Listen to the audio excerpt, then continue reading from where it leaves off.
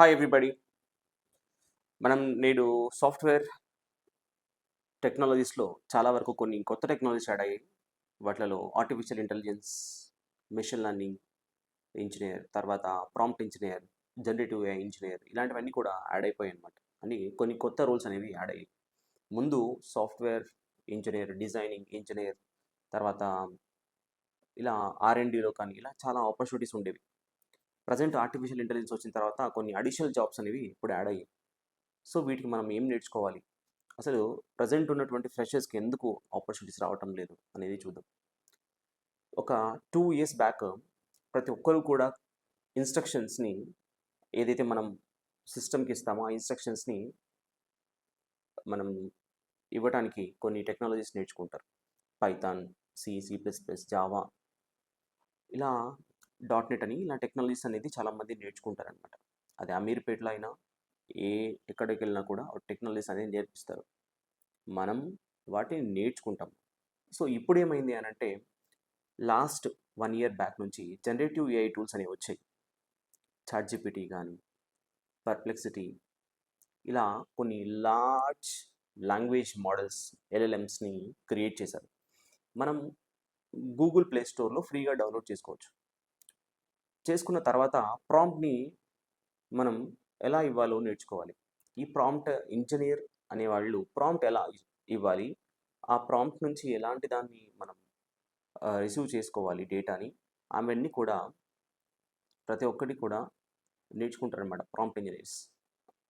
So ఇప్పుడు ఏంటంటే ఇక్కడ ఆర్టిఫిషియల్ ఇంటెలిజెన్స్ ఇంజినీర్ అనంటే ఆర్టిఫిషియల్ ఇంటెలిజెన్స్ సంబంధించి first machine learning, deep learning అనేది చాలా బాగా వచ్చి ఉండాలన్నమాట. అంటే మనం మిషన్ని ట్రైన్ చేయడానికి మనం కొన్ని కొంత డేటాని అనేది ప్రీవియస్ డేటా అనేది మనం కలెక్ట్ చేస్తాం. డేటాని తీసుకొని దాన్ని క్లీన్ చేసిన తర్వాత ఎక్స్ట్రాక్ట్ చేస్తాం. ఎక్స్ట్రాక్ట్ చేసిన తర్వాత దాన్ని స్ట్రక్చర్డ్ వేలో మిషన్‌కి ట్రైన్ చేస్తాం. మిషన్‌కి ట్రైన్ చేసేటప్పుడు అల్గారిథమ్స్ ఉంటాయన్నమాట.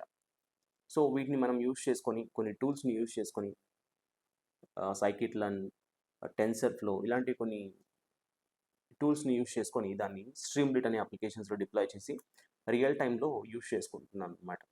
సో ప్రెజెంట్ అందరికీ అర్థం అవ్వాలి అనేది ఏంటంటే జనరేటివ్ ఏఐ టూల్స్‌ని ఎలా యూజ్ చేయాలో అనేది అర్థం అవ్వాలి ఫస్ట్. మనం ఎప్పుడు కూడా మన కాన్ఫిడెన్స్ లెవెల్ తక్కువ ఉన్నప్పుడు వేరే వాళ్ళ దగ్గర మనం నాలెడ్జ్‌ని షేర్ చేసుకోవాలి, లేదంటే తెలుసుకోవాలని చెప్పి సాఫ్ట్‌వేర్ ట్రైనింగ్ ఇన్‌స్టిట్యూట్‌లోకి వెళ్తారు. మనం నేర్చుకునే దానికి ఒక 50,000, 60,000 ఖర్చయినా మనం నేర్చుకోవడానికి చాలా టైం పడుతుంది. అంత లోపల కొత్త టెక్నాలజీస్ అనేవి మళ్ళీ వస్తాయి.